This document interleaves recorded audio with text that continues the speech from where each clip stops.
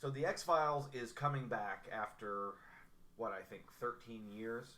There were 200 episodes, 9 seasons, in the relatively small pond that was Fox Broadcasting at the time.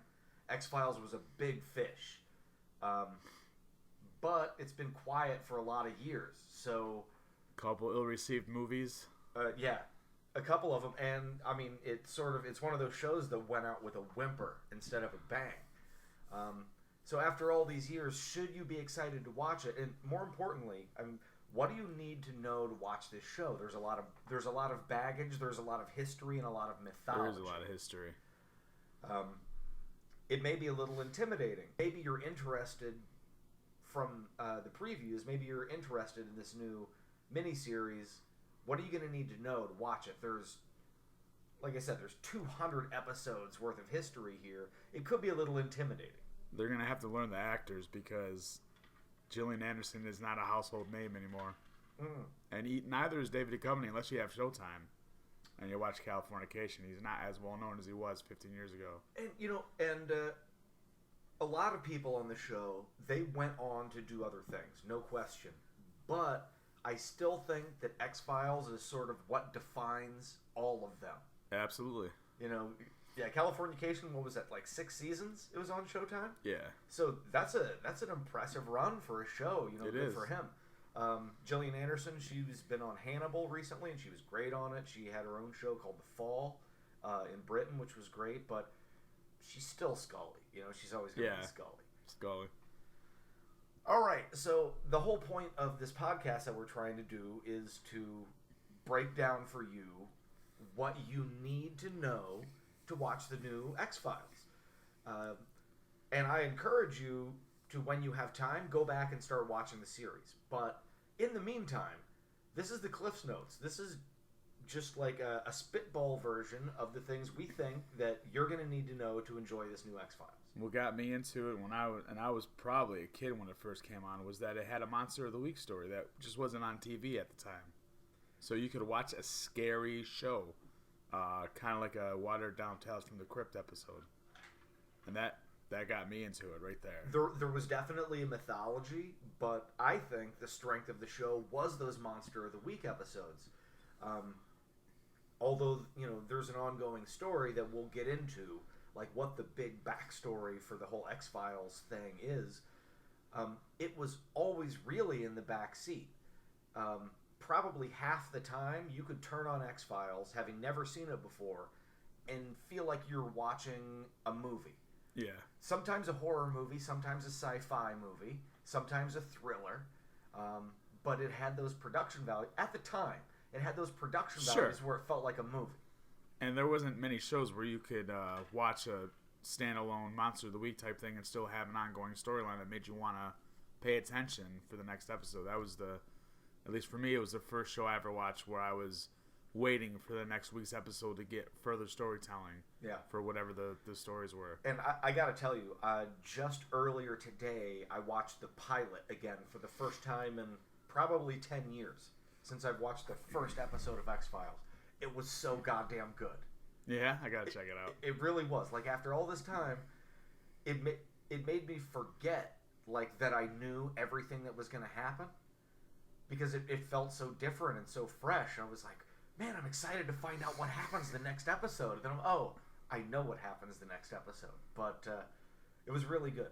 And best case scenario, this new X-Files miniseries is going to have that sort of gusto that it brings with it. I hope so. I'm looking forward to it. So, the basics real quick. The new X-Files miniseries premieres Sunday, January 24th at 8 p.m., but that sort of depends on football and when football wraps up. Most likely, yeah. If the game goes long, they'll push it back a little bit. The second episode is the next night, Monday, also at 8 p.m. I did not know that. It's exciting. It's a 6-episode miniseries. After that, there's going to be 4 episodes. Like, creatively, behind the camera, the 3 big names are all returning. That's Chris Carter. He's the creator, and he was the showrunner for the entire run. Not the wide receiver from the Vikings.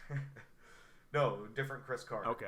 And then also Glenn Morgan and James Wong, who were executive producers and as a fan, they were writers and directors of several of like the all-time greatest X-Files episodes for my money. Agreed. Have kept so this is a good creative team, and then in front of the camera we've got the return of David Duchovny as Agent Fox Mulder, Gillian Anderson as Dana Scully, Mitch Pileggi coming back as their boss, Agent Skinner. We're throwing a bunch of names out. We're going to break all these people down and who they are. William B. Davis is coming back as the cigarette smoking man. Somehow, we don't know yet. Or the smoking man, or he's never given a real name. Now, I don't know if you have it in your notes there, but I heard that the lone gunman will appear in a dream sequence of sorts. I had only heard that they were going to be in the show, the lone gunman. Okay. I was told that it's going to be in some sort of a capacity where they're not alive, but they're going to be on the show. I look forward to that. I was hoping everybody just wouldn't be alive again. We're also going to tell you who the lone gunmen are here in a minute. And then this was a crazy show that literally, I mean, when people say jump the shark, it's referring to Happy Days. The term jump the shark should really apply to X-Files because it was all about the two leads, Mulder and Scully. Yes. They eventually both left and were replaced by Doggett and Reyes. Oh, dear. And now Annabeth Gish played Reyes. She's coming back. And oh, is she really? She is. Now, Doggett, he's actually getting steady work. Yeah, he's successful. You know, so he... That's Robert Patrick, by the way. Robert Patrick, he was actually booked, so he couldn't come back for this. Okay, good for him. But those are the major names that are coming back. There are... We're not going to, like, bore you with the super fan shit where we could spit, like, 50 names of people that aren't coming back, but we'll just stick to what you need to know. And those are the major names from the show that are all coming back. And then the one last thing, we were talking about the Monster of the Week episodes. There are 6 episodes in this miniseries, and I have read, Chris Carter has confirmed, that there are 3 mythology episodes about the ongoing X-Files conspiracy, shit, okay. and there are 3 Monster of the Week episodes. Perfect. So the first 2 are gonna be alien mythology episodes. They're gonna get into a couple of Monster of the Week and then get back to it at the end. So, like, off the cuff, are you excited for the new show, or how excited are you for the new show? You know, the time lapse, it affects it, because had this come out 10 years ago, or even after the first movie, I would be ecstatic. I'm excited, not super excited, but I'm excited to see how it goes. What's interesting is they're doing a little bit of revisionist history with their interviews, because they're not talking about David Duchovny and Gillian Anderson, how much static they had on set when the show happened originally. They're kind of making it seem like they're best friends. So, and they might be. It has been a long time. But I want to see how their chemistry is on the show, because I don't know if that was good or bad for them in the original run. And when it started, when they had problems, I got to a point where they said they wouldn't even film on screen together. So, and I believe that's why they brought in the replacement agents. Yeah, maybe knowing a little bit too much inside baseball has affected my fandom, but I am excited to see it back.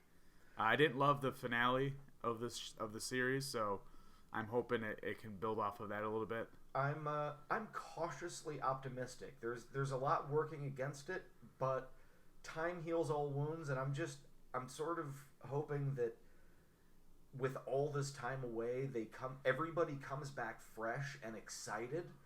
Like the first few seasons, it was so exciting, and everybody involved, it just, I don't know, the acting, the writing, the directing, everything was just so tight and popping.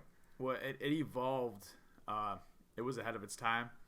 It absolutely was. I think it kind of got diluted and lost its identity. The Monster of the Week thing went away to just a conspiracy episode, and for me, the good balance was what made it so good. I mean, it kind of sunned Fringe. You know, Fringe followed in the guidelines of that. I would only disagree with that, saying that it didn't kind of sun Fringe. It took everything that was great about 9 seasons of X-Files and it totally boiled it down. It took everything that worked and it didn't use it. So without X-Files, Fringe either would never have happened or never been nearly as good as it was. I agree. So I'm hoping that X-Files can actually take what Fringe did and learn from that to better its own self. And that's what I'm hoping, is that X-Files is smarter and a little more hipper than it was when it ended the series the first time. Absolutely. Let's finally, after all this prelude, let's actually start doing an X-Files primer.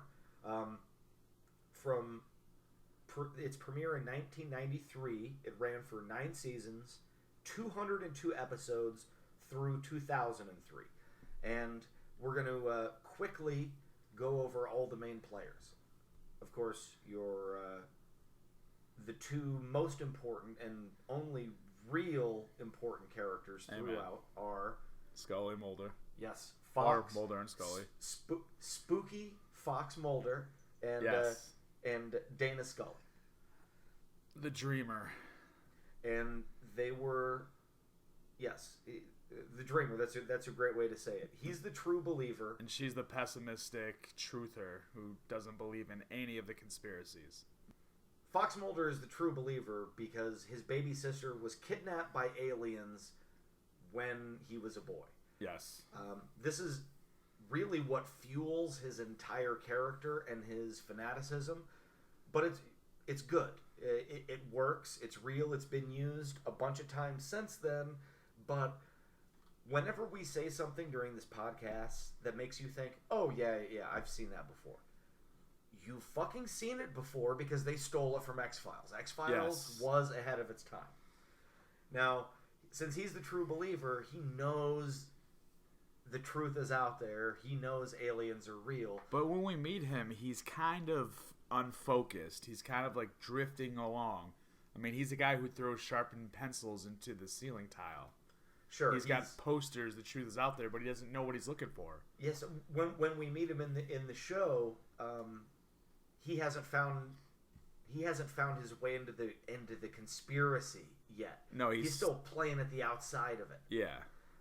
As the show goes on, he gets more and more focused. Now, as the show goes on, they also go more into his backstory with his sister. Yes. Which during the first season, you go back and watch the show, it doesn't matter.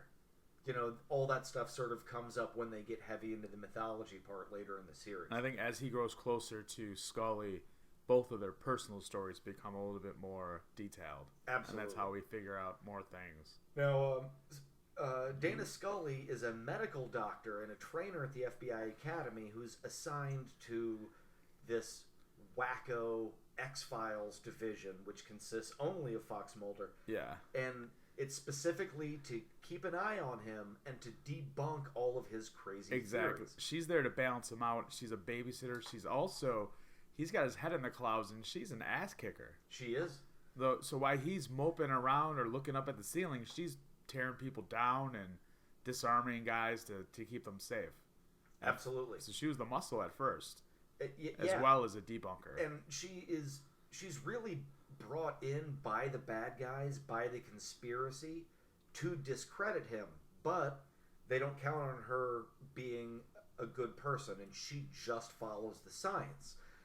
The thing is that even though it's never conclusive for seasons and seasons and seasons, the science matches up with Mulder's crazy conspiracies enough to keep her involved. She's not on the side of, the bad guys brought her in, but she's not on their side. She's actually looking for the truth. And Mulder is too. They just have radically different approaches. Plus, Mulder is a very sexy, attractive man. He's got that Red Shoe Diary-esque thing about him. He does, somehow. I couldn't tell you how. All that narrating porn really just stuck with him. Yeah. But he is a charming guy, and I think that has a lot to do with her giving him more benefits of a doubt as they go along. Yeah, and that's another great thing about the pairing of Mulder and Scully is he's charming and sly, and she's got a rod up her butt. Absolutely. And which is funny because she's not a fan of rods. or things up her butt. No, well, we don't know that. And he's the the free spirit and she's by the book. Yes. He's the dreamer and she's the scientist. He's a little country, she's a little rock and roll, they're or vice the versa. complete opposite in every way. Yeah. Which, but of course... it works. It really does. It works a lot better than it actually should. But it's classic, and sometimes keeping it simple works. So I don't know what has happened to the two over the course of the series.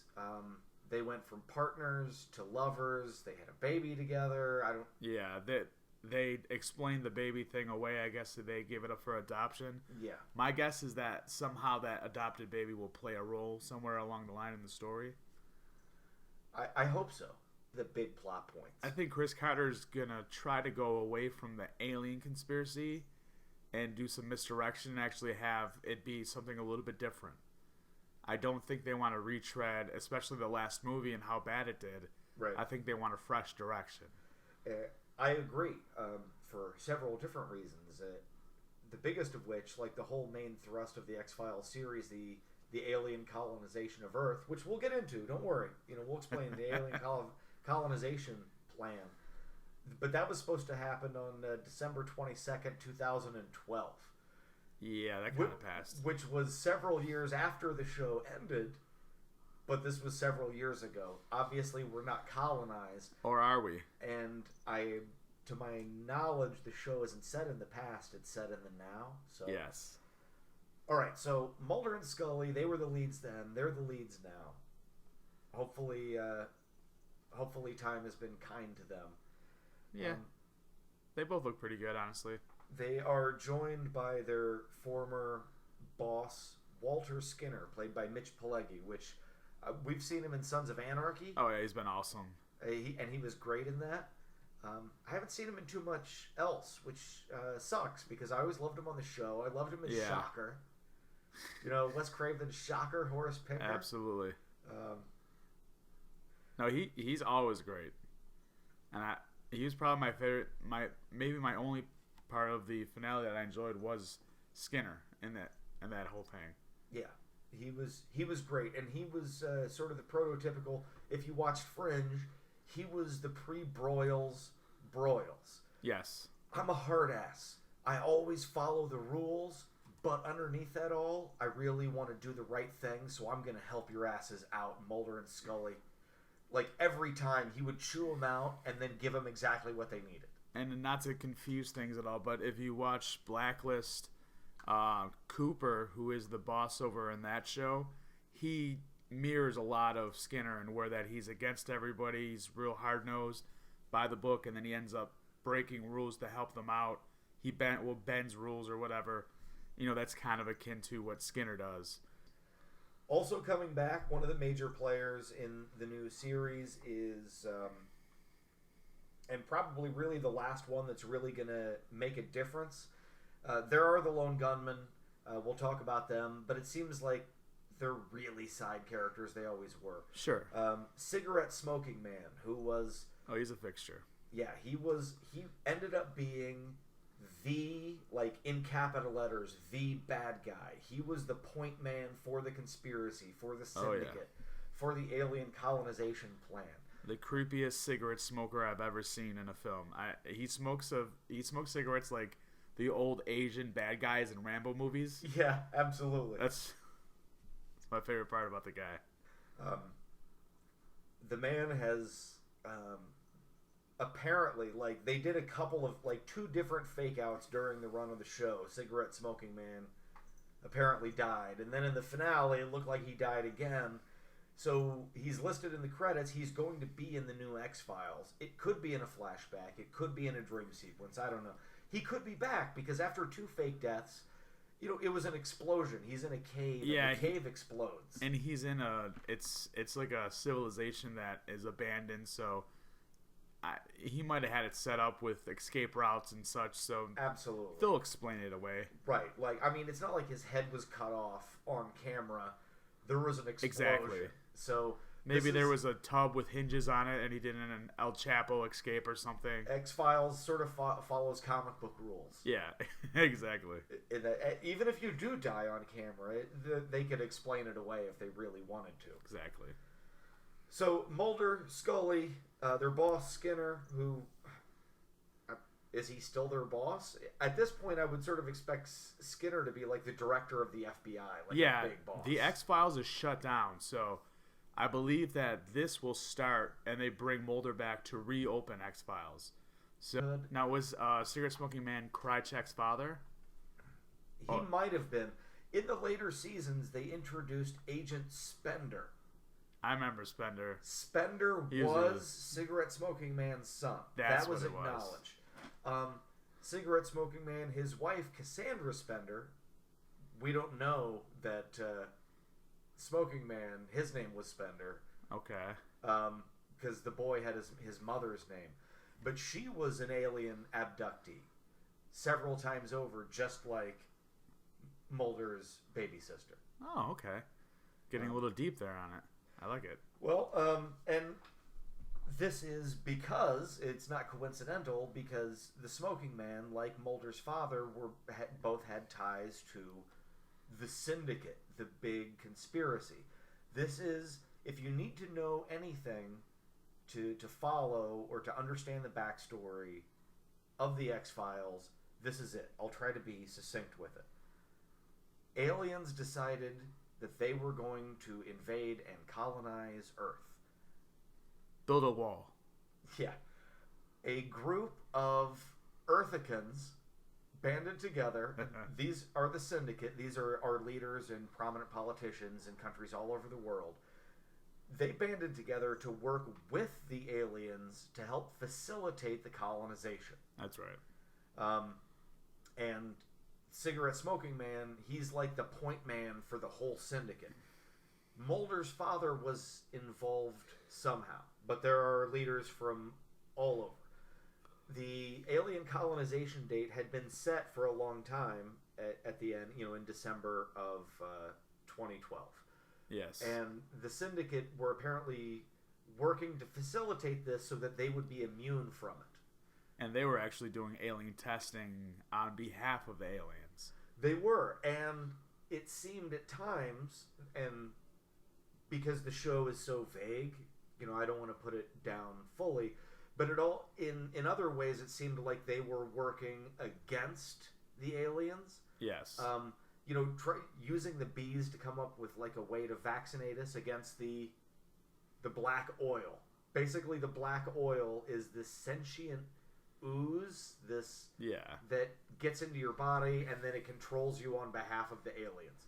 So the aliens are going to use this black ooze to colonize Earth, and this group of bad guys are working with the aliens to make this happen. And this is what Mulder and Scully, they have no idea how big it is or what they're doing at first. But this is what they end up battling. And over the first 6 seasons, and basically the whole show, this is sort of the backdrop for it, is that there's an alien colonization of Earth that's coming soon.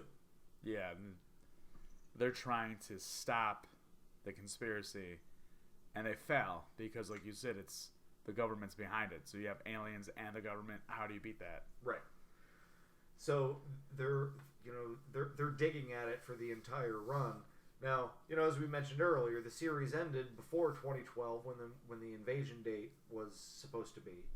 And now it's 2016, way after that. So we'll see how they acknowledge it or deal with it, but that was sort of the backdrop for the whole show, was the alien thing. Now, it's not like every episode was about that. There were a ton of Monsters of the Week. The X-Files investigated all paranormal cases. Sure.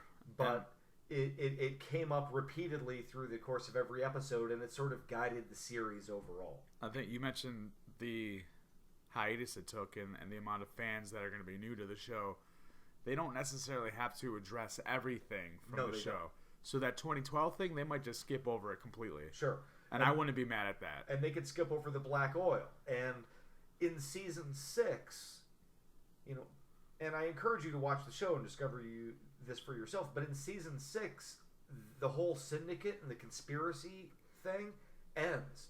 They have a conclusive end to that storyline, and then they start a new big storyline. Since the syndicate isn't there, the aliens start sending down these super soldier alien-human hybrids to infiltrate the military and the government. And the baddie from Cobra. Yes. The My guy personal favorite. That looks like a roided-out Clancy Brown, that guy. Yeah, or a roided-out Michael C. Hall before the cancer. Before the cancer got him. Cancer. Yeah, so you're not going to need to know a lot of the finer points, but, hey, alien conspiracy, blah, blah, blah, government involved, all that sort of thing. But then again, this is speculation. There may be references to the black oil, or to the hybrids, or to the bees, Yeah, we could have all that or none of that. We don't know. But whether it's in there or not, now you know it. Like in a Cliff Notes version.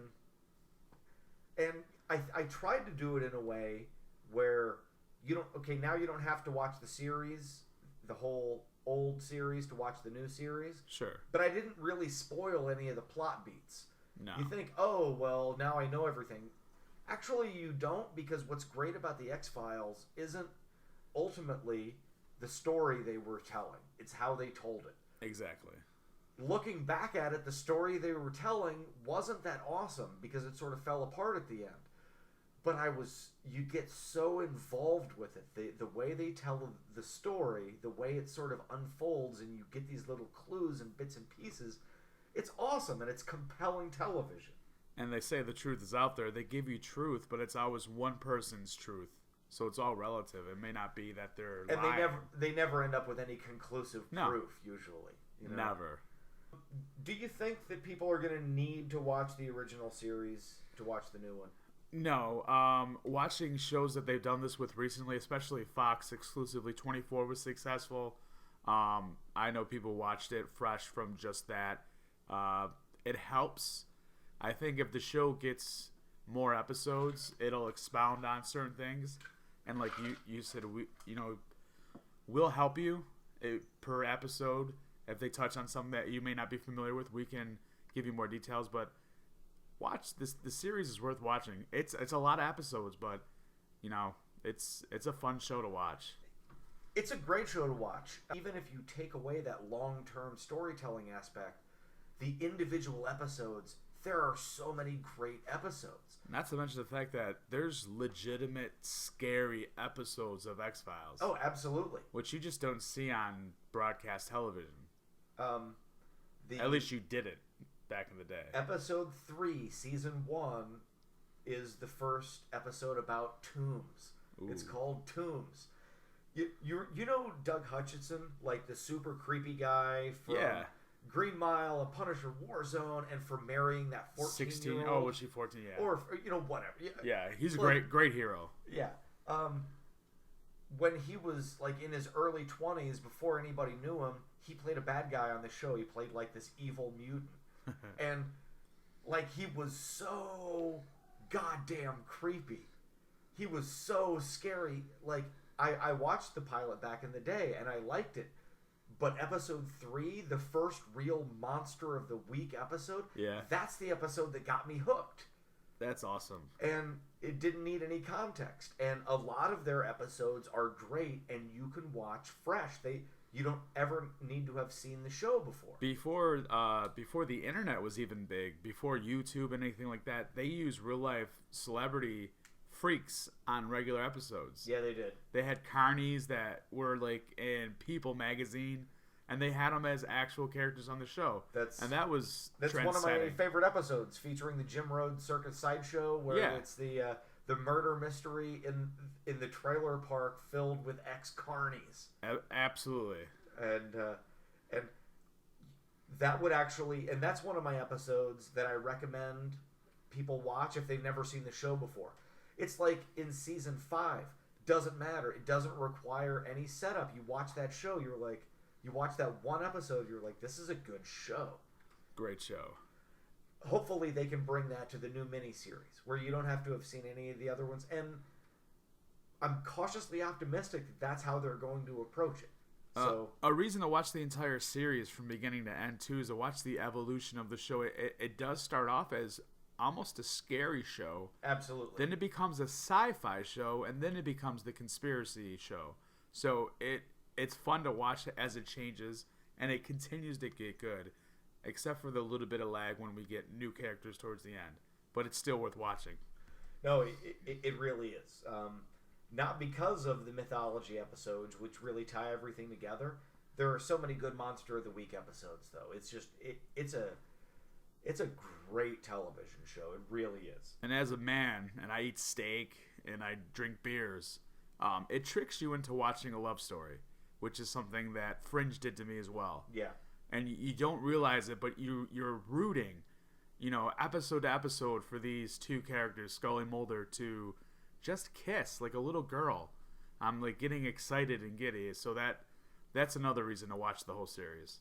We've hit all the basics. The conspiracy, all the main players.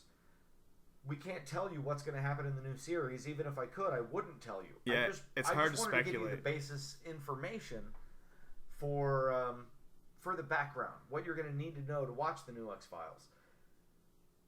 Now, to get deeper, come back, check out some other podcasts we're going to do, and if enough people listen to this, then we'll definitely be reviewing the new series week by week. Yes. And when we do that, we'll break down and tell you all the references to past episodes and how it ties in and all that sort of fun shit. We will not be doing a podcast for Sex Files. I apologize. That is canceled. All right, so let us know what you think. Respond to this video. You can find me on social media. On Twitter, I'm NateFlix. My name is Mark. You can find me in your closet or at CleverLang on Twitter. All right, and I wish I had some clever way to wrap it all up. The truth is out there. The truth is fucking out there.